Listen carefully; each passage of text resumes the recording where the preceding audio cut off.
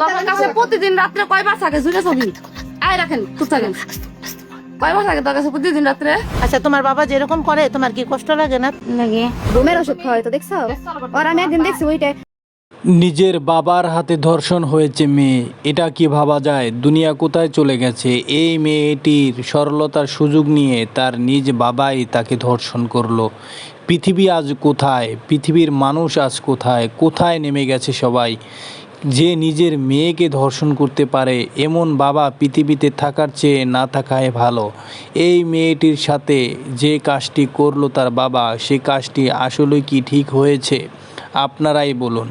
এই মেয়েটির মা যখন বাপের বাড়ি চলে গেছে মেয়েটিকে রেখে তার বাবার কাছে, তার বাবা তাকে শারীরিকভাবে অনেক টর্চার করত এবং শারীরিক সম্পর্ক করার জন্য জোর করত এবং বহুবার শারীরিক সম্পর্ক করেছে এবং এই সব কিছুই সে গোপন রেখেছে পারিবারিক সমস্যা যেন না হয় সেজন্য।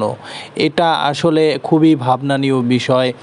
কিছুদিন যাবৎ এই মেয়েটির দিকে আশেপাশের লোকজন নজর রাখছিল।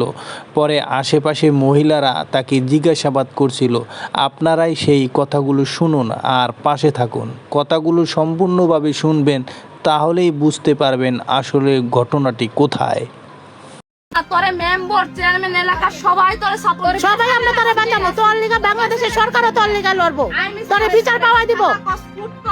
আশেপাশে মহিলারা তাকে অনেক বোঝানোর পরে সে বলতেছে যে আমি কিছুই বলি নাই, শুধু পারিবারিক সমস্যা যাতে না হয় সেই জন্য। আমি আসলে আমাকে ঘুমের ট্যাবলেট খাওয়ানো হতো, সেই জন্য আমার কিছুই মনে থাকতো না, সেই জন্য আমি কিছুই বলতে পারিনি। আমার মা যখন বাপের বাড়ি চলে যেত তখনই আমার সাথে এই রকম নির্যাতন করা হতো এবং আমার দাদি তাতে সায় দিত, সে কিছু বলতো না তার ছেলেকে। দেশবাসীর কাছে একটাই অনুরোধ, এই ধরনের বাবাকে অবশ্যই প্রকাশ্যে আনা উচিত এবং সবাই মিলে তার বিচার করা উচিত। আপনারা কি বলেন? সবাই এই ধরনের ভিডিও পেতে এবং ভালো ভালো নিউজ পেতে চ্যানেলটি সাবস্ক্রাইব করবেন। ধন্যবাদ।